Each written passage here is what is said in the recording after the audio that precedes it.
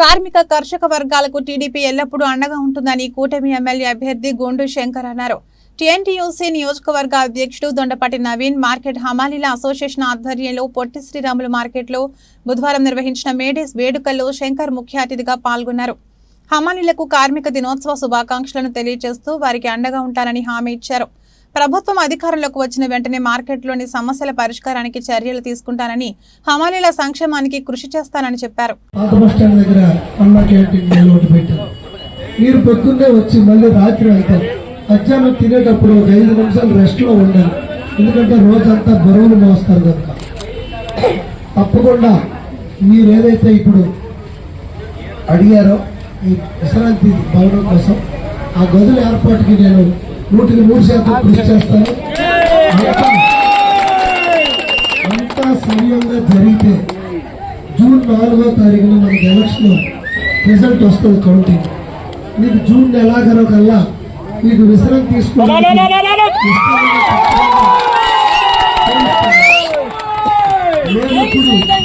దీనికి ఎలా తీసుకోవడమా లేకపోతే ఎక్కడైనా గవర్నమెంట్ ల్యాండ్ ఉందా, దీనికి అదనంగా ఏం చేయడమో చూస్తాం.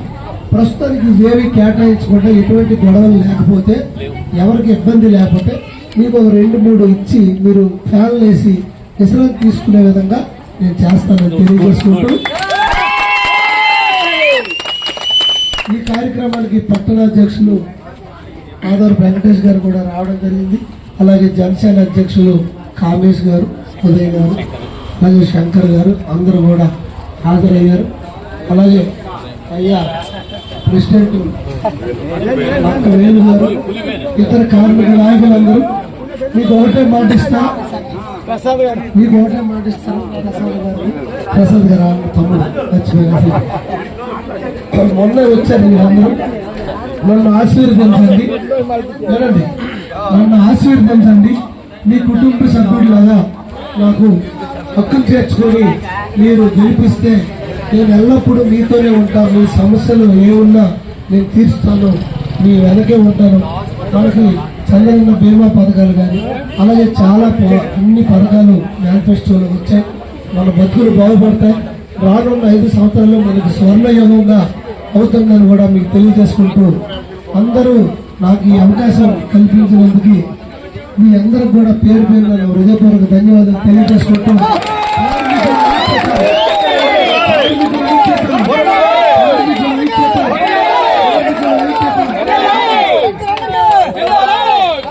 తెలియజేసుకున్నాను. మేడే సందర్భంగా మీరు కూడా మీ కార్మిక సోదరుల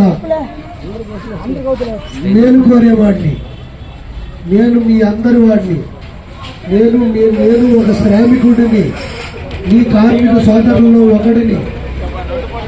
నేను గొండు శంకర్ నా పేరు. గతంలో లాస్ట్ ఇయర్ కూడా మనం చాలా గ్రాండ్గా చేసుకున్నాం. ఈ సంవత్సరం ఎలక్షన్ పోవడం వల్ల ఇవన్నీ చేయలేని పరిస్థితి.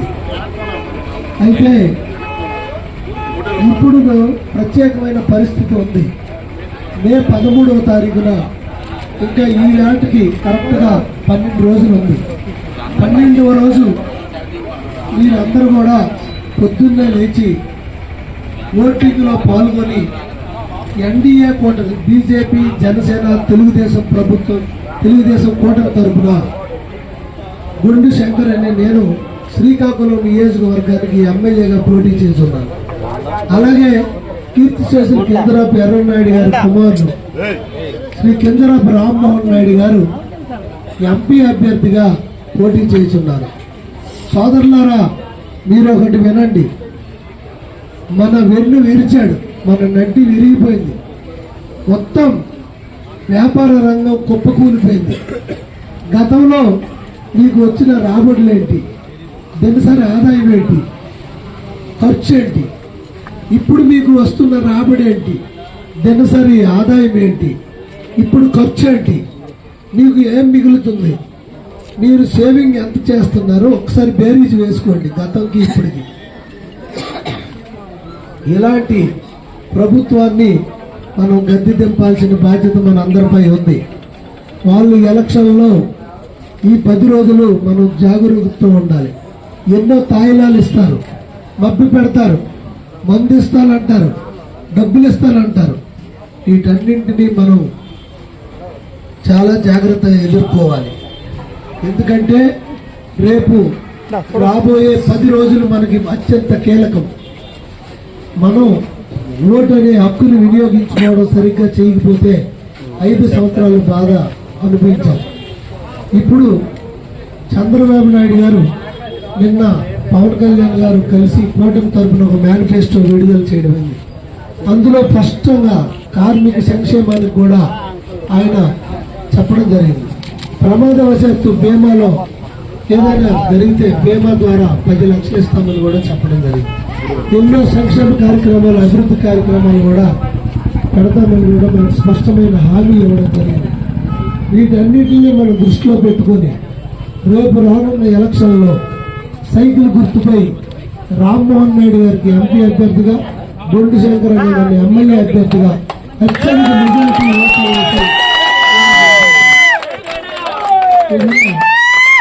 మీరు అన్నట్లు ఇప్పుడు మీకు గౌరవ అధ్యక్షుడిగా ఈ హమాలీల అధ్యక్షుడిగా నవీన్ అని ఉంటూ టీఎన్టీయూసీ తరఫున ఇక్కడ అధ్యక్షుడిగా నియోజకవర్గ అధ్యక్షుడిగా ఉన్నాడు. అందుకు మీకు ఒకటే మాటిస్తున్నా, ఇప్పుడు కష్టాలు వచ్చినా, మీకు ఎప్పుడు ఏ విధమైన సమస్యలు వచ్చినా మేము మీకు విన్నట్టు ఉంటాం, మీ కుటుంబ సభ్యుడిలాగా ఉంటాం, మీ అందరితో ఉంటాం. నేను మీ అందరి వాడిని,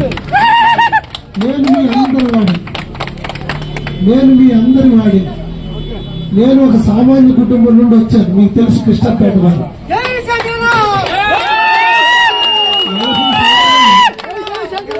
40 సంవత్సరాలు మేము పార్టీకి, మా కుటుంబం చేసిన సేవకి గుర్తింపుగా సామాన్యమైన కార్యకర్త నన్ను ఎమ్మెల్యే టికెట్ ఇవ్వడం జరిగింది.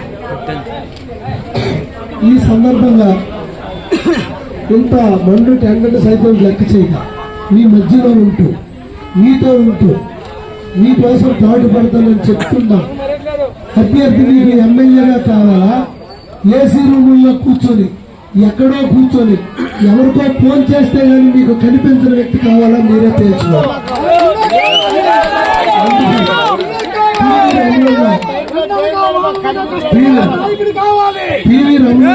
చెప్పారు దొండపాటి